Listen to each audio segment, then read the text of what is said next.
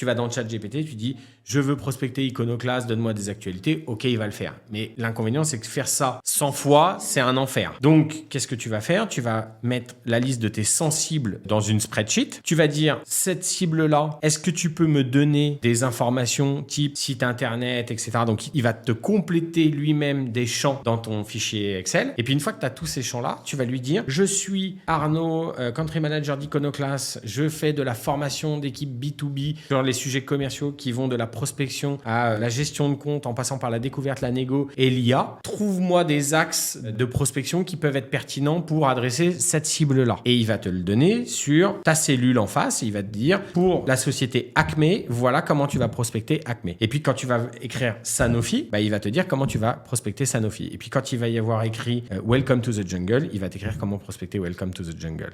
En tout cas, il va te donner des informations qui vont favoriser ta prospection. Et ça, tu utilises GPT-4Work, un peu de connexion par API ou pas d'ailleurs, sans API, tu peux juste mettre du crédit d'accès à l'IA et il peut te faire 3000 lignes en 3 minutes, quoi. Donc, tu gagnes quand même beaucoup de temps par rapport à le faire, même dans le chat GPT à la main. Ouais. Et puis, tu peux améliorer ton prompt et quand tu améliores ton prompt, tu l'améliores pour les sensibles que tu as dans ton fichier. Donc, c'est royal plutôt que de le repasser à la mano à chaque fois, quoi.